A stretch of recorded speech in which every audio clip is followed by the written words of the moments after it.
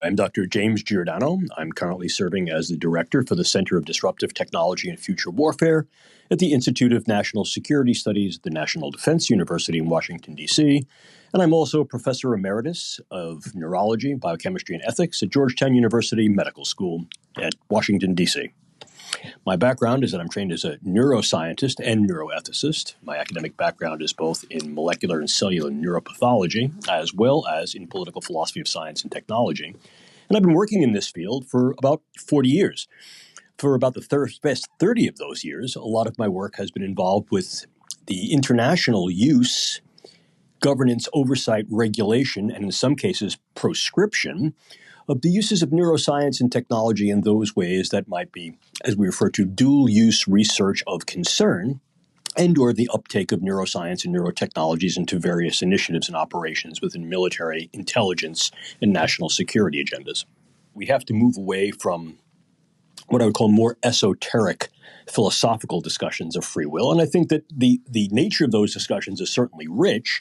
And one could argue, for example, that free will represents an artifact, that we really don't have free will. We are, in fact, something of a biological quasi-automaton. I don't agree with that. I think that really it is a question more of level rather than kind. And I think that what ends up happening is that our free will becomes manifest as a consequence of our conscious intentionality. And we align those intentionalities with a set of values and norms, very often that are shaped by increasing circles and circumferences of others, initially immediate family, more distal family, friends, colleagues, etc., and then ultimately creating that level of social inculcation and reinforcement that allows us to then develop our norms and mores, which then allows us to be able to align, if you will, our own decisional compass, if you will, our moral compass, with those things that we find to be most socially acceptable, so as to be able to function as an integrative unit within our culture or our collectives. And this is basically a very fundamental, a very generalized discussion of how morality develops from individuals to collectives and groups.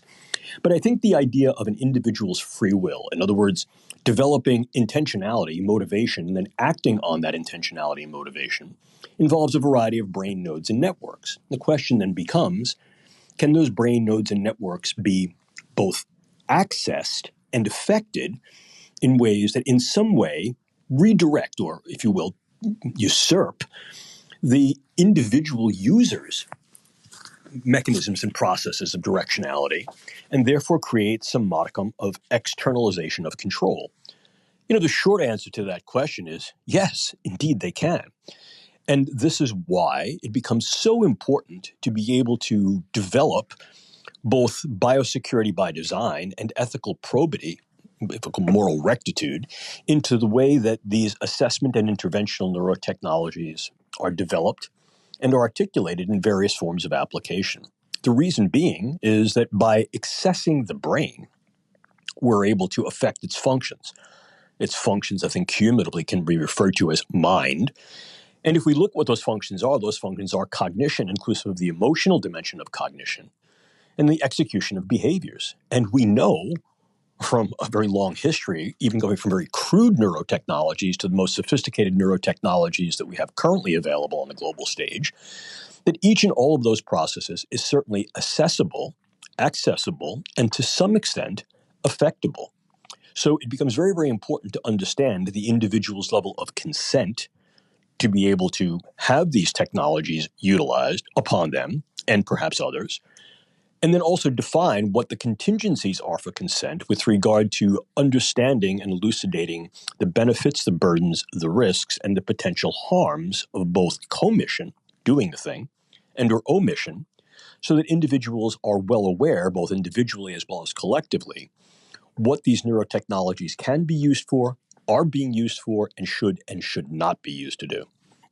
I mean, if we look at the Oxford English Dictionary, there are really two intersecting definitions. One, I think, is far more realistic, and the other is far more colloquial. The realistic one is weapons really just represent anything that could be means of contending against others so as to be able to modify their intentionality, their emotionality, and or their action, very often in ways that are therefore consistent with what you desire them to be. In other words, weapons are change agents. They are artifacts and instruments of change agency. And I mean, we see that used colloquially as well. We can say that, oh, this person's sense of humor is a real weapon, or we say this person's eyes are actually a weapon. And I mean, obviously, they're not using them to harm, but what they are using them to do is to disarm, to change our own sentiments and perhaps our own actions in ways that would therefore be the intent of whoever is wielding that weapon. And we know that. I mean, a very good comedian, a very sardonic or sarcastic comedian, utilizes humor, sarcasm, and wit in a weaponized way to disarm others, very often in ways that allow them to then gain humor and perhaps also make them somewhat more affiliative. We know this. So a weapon need not necessarily be something that is capricious or nefarious, but is certainly something that one can yield so as to affect others. And in that way, the range of that effect then can go across a spectrum. The more colloquial use of the word weapon, not necessarily in such a benign way, is that those things that can be used not only to affect others, but to affect others in such a way that induces some level of burden, risk, or harm. And in this way, what it does is it modifies their intentionality and or their actions in ways that are in accordance with the one who is wielding the weapon. In other words, I use the weapon to get someone to yield to my intentions, my motivations, and my desires. And in so doing, I can shape their behavior in particular ways.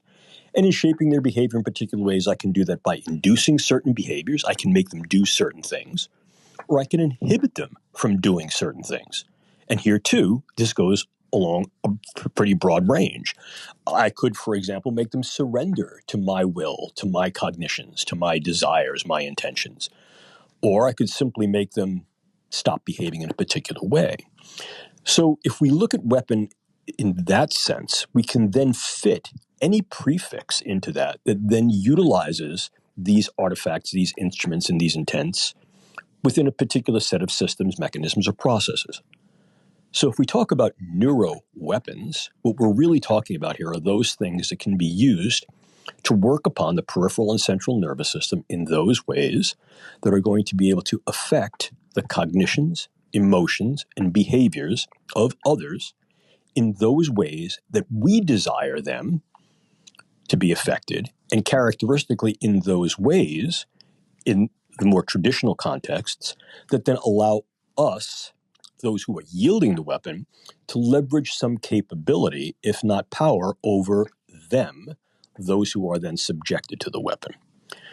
So if we think about it in those terms, what neuroweapons are those tools, those techniques, those means, and those methods of affecting the peripheral and central nervous system in ways that modify the thoughts, the feelings, and the actions of others in those ways or in those dimensions that are intentional, that we perceive as either being offensively or defensively problematic for us.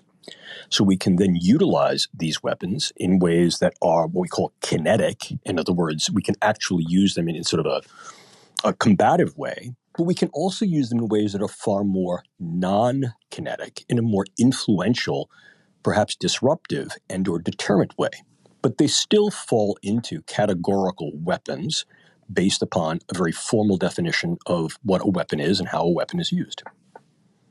The notion of cognitive warfare in the cognitive domain is not simply the province of the CCP. I mean, we know that from the early aughts here in the United States and also in the EU, there's been an interest in not only the viability of neuroscience to be utilized in those ways that have some import for national security, intelligence, and defense agendas, initiatives, and operations, but how the neurosciences could be used and should and perhaps should not be used. Now, that being the case, there have been a number of ongoing discussions, both here in the United States and internationally, particularly among the EC countries, the European Commission countries, and it was a large incentive initiative of the European Union Human Brain Project, which I had the privilege and honor of working on with a number of colleagues, to specifically look at duly usable brain sciences and what types of things would need to be considered as weaponizable and what types of oversight guidelines, governances, and controls would then need to be incorporated into signatory treaties and international conventions so as to align these new developments in the brain sciences with some of the constraints, controls, oversights, surveillances, and parameters of those international signatory treaties. That being the case, I think an important consideration was also, well, what are we learning about brains, both individually and collectively, that in some way can be manipulated or can be utilized within these larger agendas of international discourse?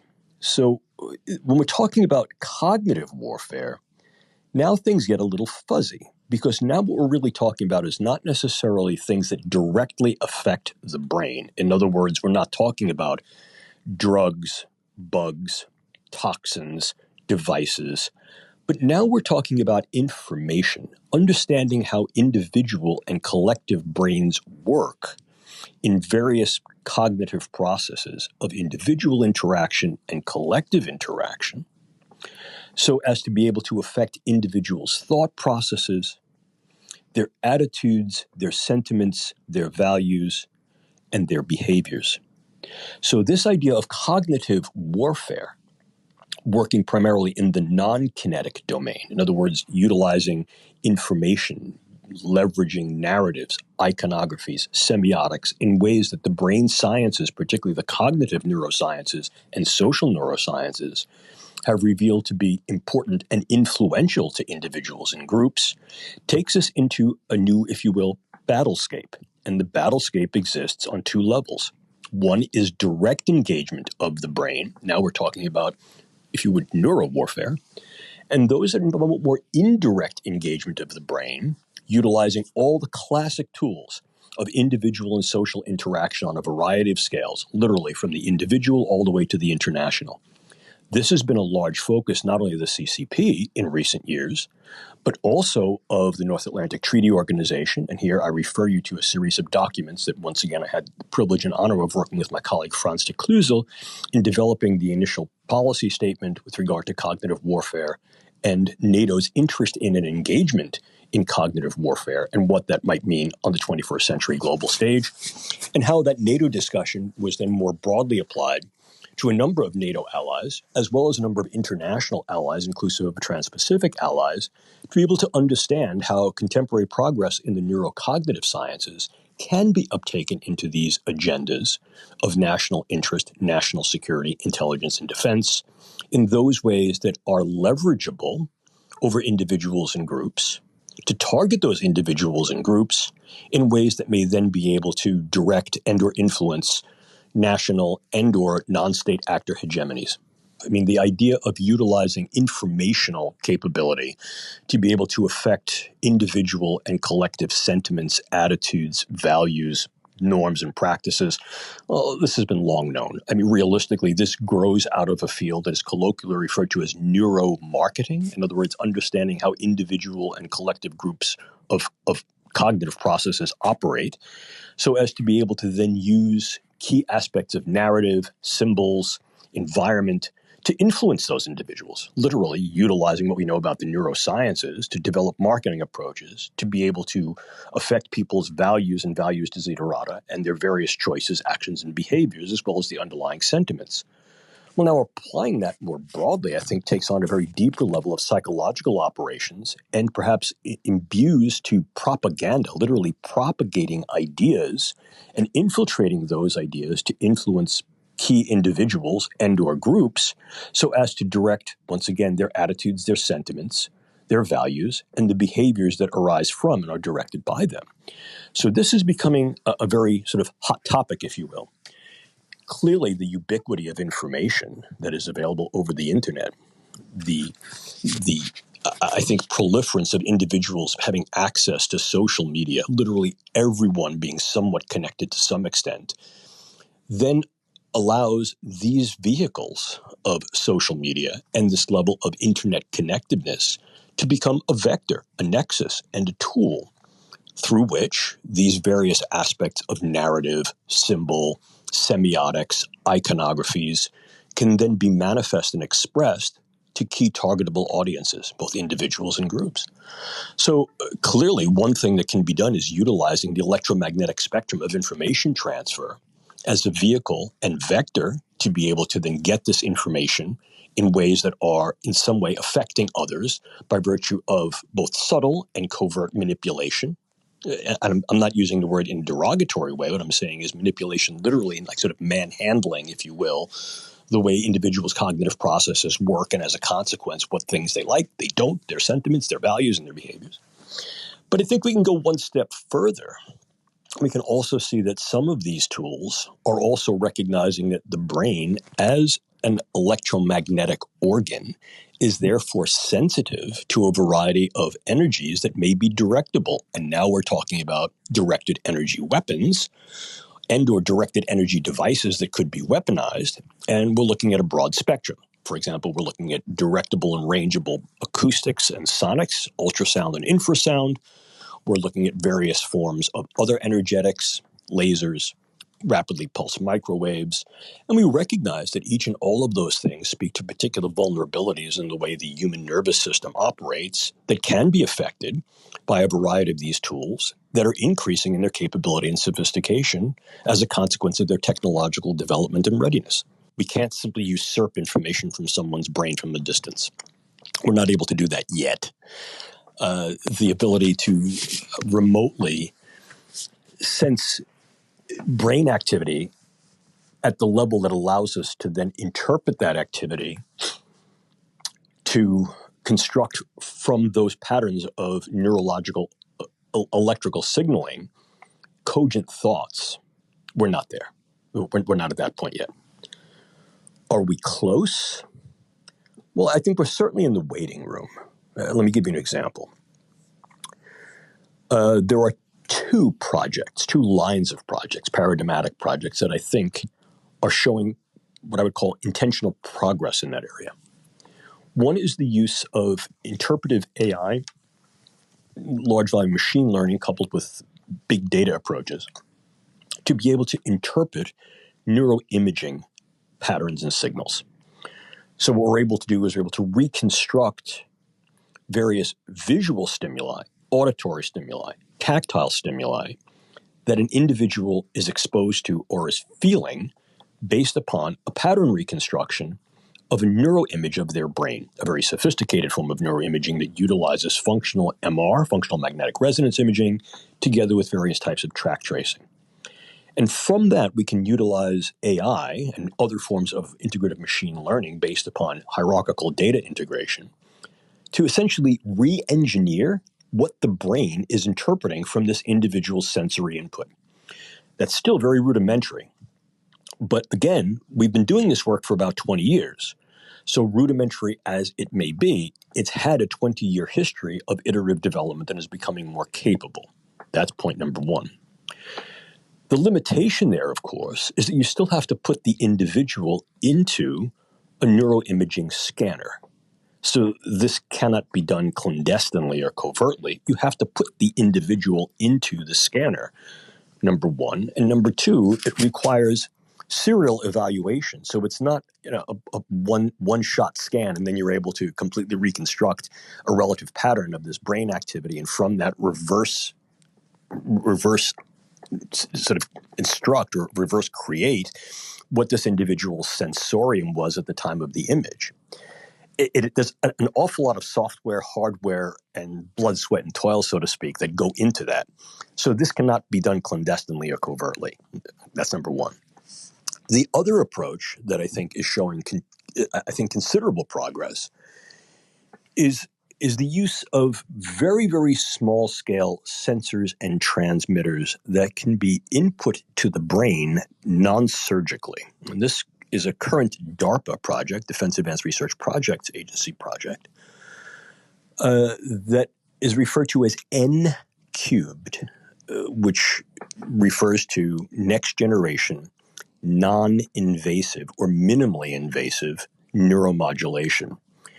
And it involves the use of neuroengineered sensors and transmitters that can be introduced to the brain space non-surgically, either via inhalation, injection, ingestion, absorption through a mucous membrane, migrated into the brain space utilizing some form of magnetic current due to the particular properties of these nano-engineered materials, and then utilizing this migrational pattern to form a relatively vast array of sensors and transmitters within the brain that allow real-time reading of information from the brain and writing of information to the brain remotely.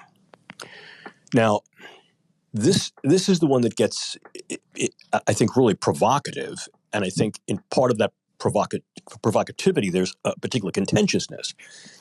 If we consider that the functions of the brain writ large could be construed as mind, and axiomatically, this is a project that seeks to read information from the brain and write information into the living brain remotely in real time, then I don't care how you twist this. This represents some iteration, some construal of, quote, mind reading and mind control. Yes, indeed, it does. But here, too, there's an awful lot of distance between alpha and Zulu, if you will, between, alpha and omega, so to speak. Number one, the technology readiness stage of this project is still somewhat nascent and incipient. Number two, it does require a fair amount of hardware to do this. Number three, it is in its early stages and therefore is an evaluative stage. So the clarity, the fidelity of the signaling, both reading from and writing in, are at a very early developmental stage. But it represents, if you will, a rocket in that direction. And if you really sort of analogously relate this back to a space program or a moonshot, those early rockets were instrumental because those early rockets were proof of concept. We can. Now it's just a question of, if we can get something into space, into orbit, can we break out of Earth orbit? Can we get into lunar orbit?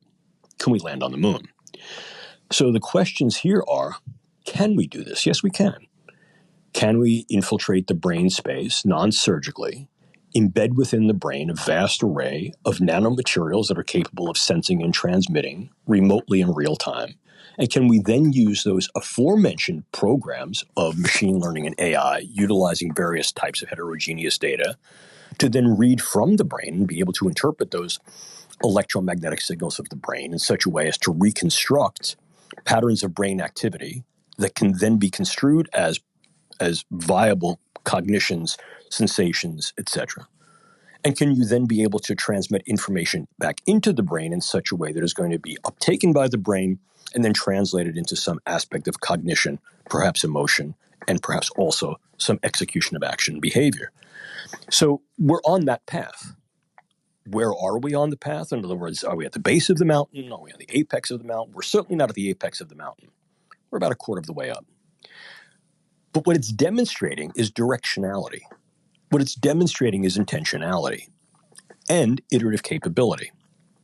So although we're not at the point right now, to your earlier comment about, do we need to be worried about people literally, quote, reading our minds as we're walking around and putting information into our brains and therefore controlling our behavior surreptitiously and or reading our thoughts surreptitiously? No, we don't. Might it be a concern in the future? Yes.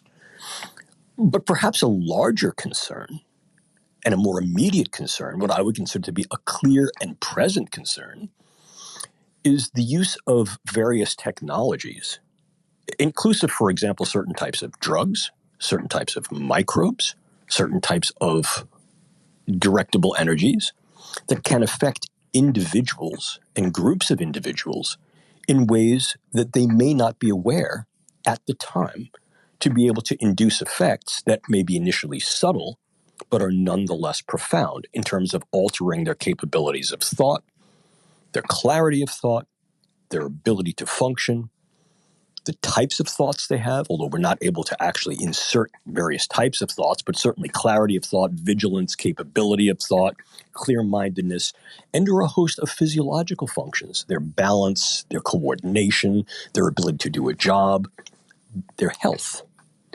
Yes, these things, those particular, what I would call targetable entities, represent a clear and present concern, and certainly within the scope of consideration, concern, consternation. And what we're pressing for at this point is the need for much more stringent oversight, regulation, guidance, and governance. So the, quote, elegance of nanomaterials is that because of their fairly small size, again, the scale is smaller than a cell, they're able to penetrate the physical and chemical barriers that block access from the bloodstream into the brain. This is called the blood-brain barrier. And there's also a second barrier that exists in the fluid that bathes the brain and the brain tissue called the blood-cerebrospinal fluid barrier.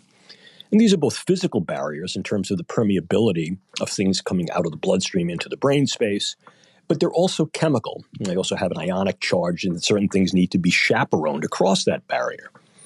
But using nanomaterials, you're essentially getting, if you will, two capabilities in one. Number one, their small size makes some of these easily accessible across these barriers, but also you can imbue them with particular physical characteristics that allow them to then electrochemically go across these barriers because, if you will, they have the right credentials, so to speak. In other words, they have the ID card that allows them to transfer across the blood-brain and blood-cerebrospinal fluid barriers. So the, quote, beauty, the technical beauty of these nanomaterials is that they can be engineered in such a way that allow an increased penetration to the brain space. Now, could there be some capricious, concerning, and or nefarious use of these? Could they, in fact, be inflicted upon an individual without this individual knowing? Well, yeah, actually they could. But let's back up. Remember that the sophistication and capability of the technology and science necessary to do these very, very specific tasks that are part of this directable research program that DARPA is undertaking, whereby we're able to get these materials into the body, migrate the materials into the brain space, establish these materials into a structural array that allows their functional capability to both sense what's going on in key areas and nodes and networks of the brain, and then transmit back into them. Well, this requires specificity. This requires dedication. This requires the adherence to specific protocols. But one of the things that my research group has been worried about is the use of nanomaterials more crudely. Nanomaterials that can be introduced very easily into a body by virtue of aerosolization, solubilization within various liquids, or impregnation onto various materials that are then uptaken into the oral mucosa, that are inhaled, that may be touched, that we know are going to migrate into the bloodstream, and we know are capable of migrating into the brain. And if they migrate into the bloodstream and into the brain, they can do two things. Number one, they can aggregate in the bloodstream of the brain, and they can induce problems with the vascular penetration or the vascular flow of the brain. In other words, they can cause what appears to be a stroke, and or they can actually disrupt the node and network electrical ionic communication of the brain, and they can serve as network disruptors that can then change cognitive capability, motoric capability, coordination, functionality in ways that are generally nonspecific, but are no less disruptive. So the use of nanomaterials for rather crude, but certainly capable clandestine, if not covert weapons that are able to disrupt various aspects and domains of brain function, that's a real worry for us. You know, one of the issues when we're talking about the nanomaterials is you need to have proximity to the target. So these are what we sometimes call an in-close deployment. In other words, these are not weapons of, quote, mass destruction. You're not going to sort of perfuse these across a broad area, but rather they're more instruments of very specific disruption. You're looking to disrupt particular types of function or domains of function in a very selected key target, a high-value target or a group of individuals who, if you affect these individuals, the value of them as targeted individuals is highly disruptive and or can have ripple destructive effects on some aspect of their role, their function, or some other aspect of their individual capability, their group capability, and therefore their hierarchical functionality. But if you're looking at things like directable energies, whether it's sonic energy, infrasound, or ultrasound, or whether it's something further along the electromagnetic spectrum, for example, lasers and or rapidly pulsed microwaves, well, these things, number one, are directable. Number two, they can be used with relative clandestine, if not covert, capability. And then the question is, well, can we shield ourselves from these things? And the answer there is yes. So there are ways of, number one, detecting that these types of things are operational. Environmental detection, architectural detection, personal detection. And then once these things are being detected, at that point we can then deter them. We can deter them environmentally, we can deter them architecturally within particular buildings, for example, by establishing Faraday cages. And there are also ways that we can deter them and defend individuals physiologically and individually, personally, bodily. So I think it becomes important to understand that as the technology develops that has particular capability to affect individuals, concomitantly, there are science and technology developing in those ways that are going to be able to protect individuals should these technologies be used in those ways that are capable of disruption, destruction, and harm.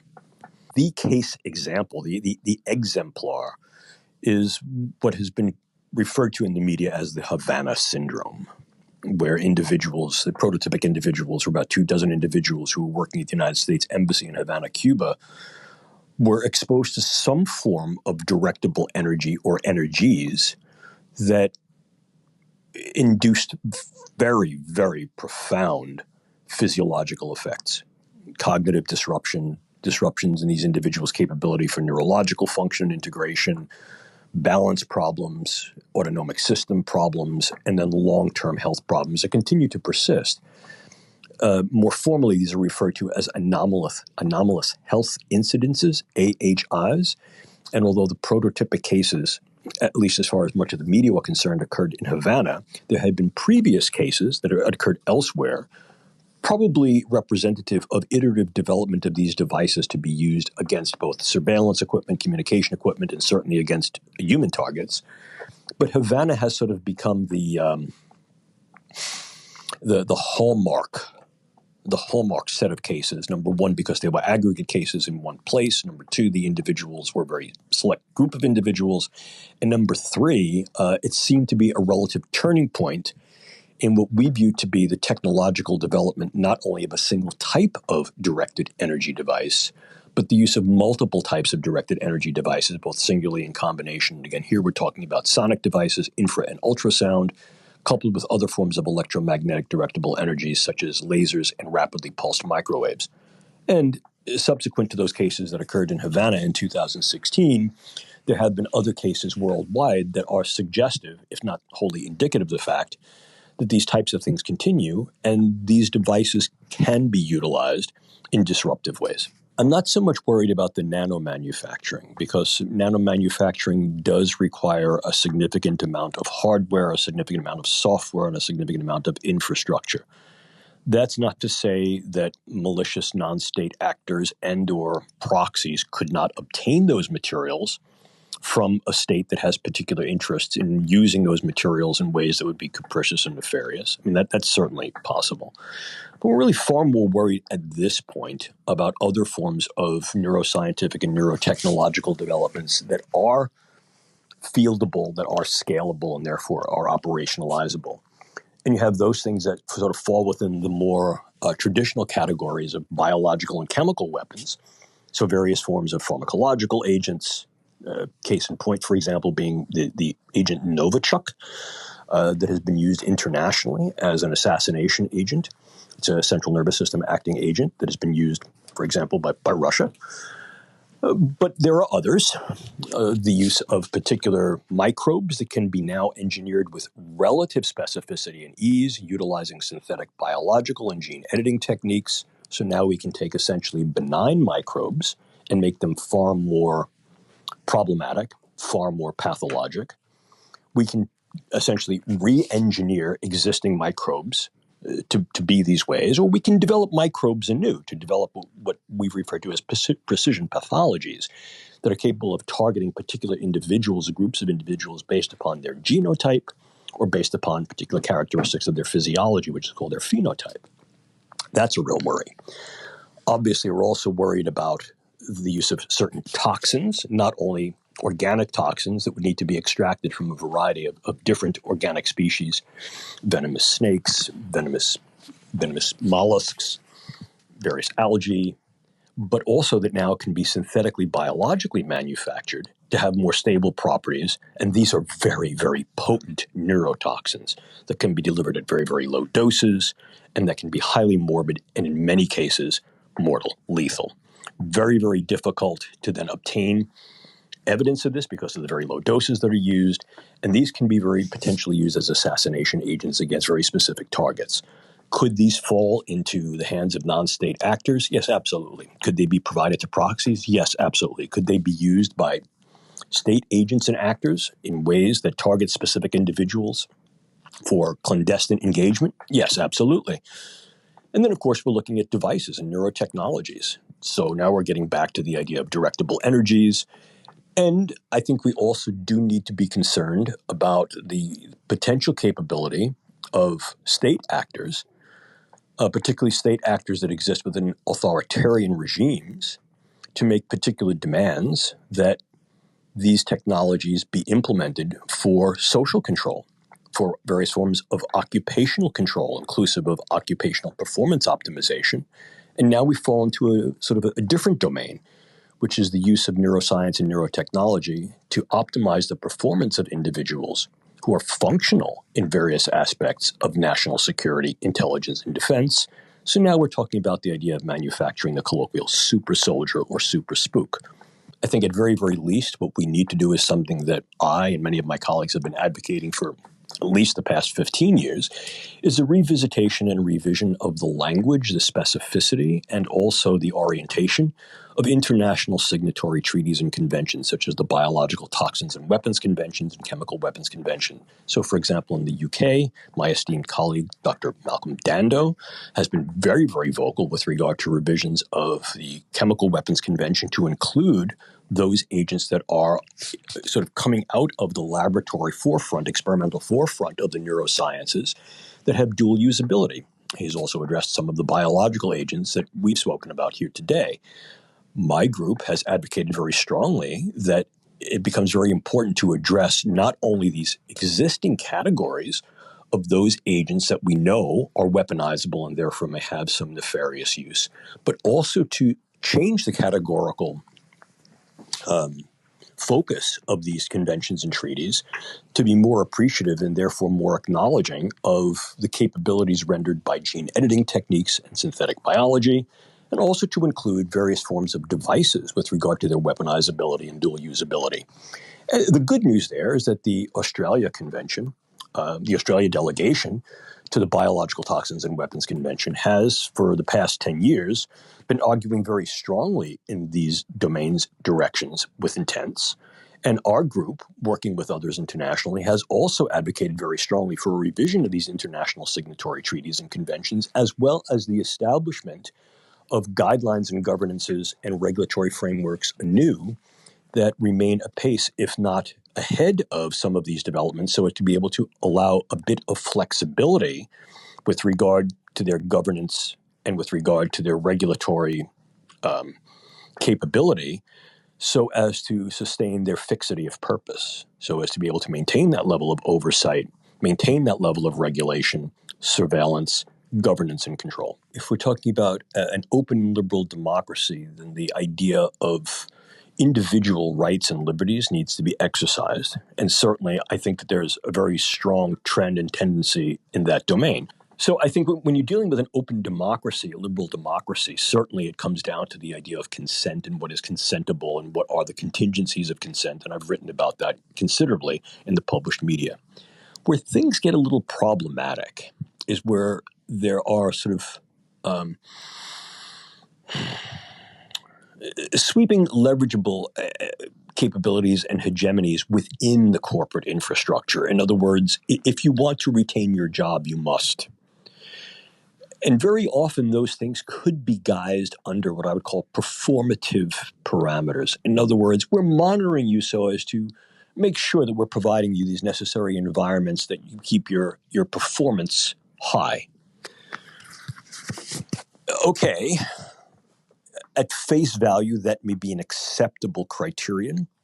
However, we have to be very, very cautious because here too need to be the representative and necessary stops so as to prevent that slope from becoming slippery.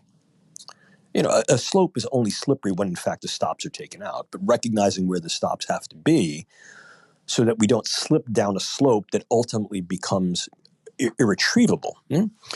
So one of the things that we worry about is the idea of iterative neurocorrectives. Right?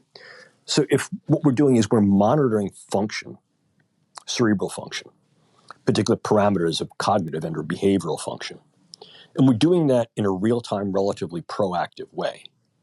And what we find is that individuals are not necessarily performing according to some neurocognitive thresholding that we would say represents the viable threshold for certain performative aspects. Well, the next step is, well, what are you going to do about that?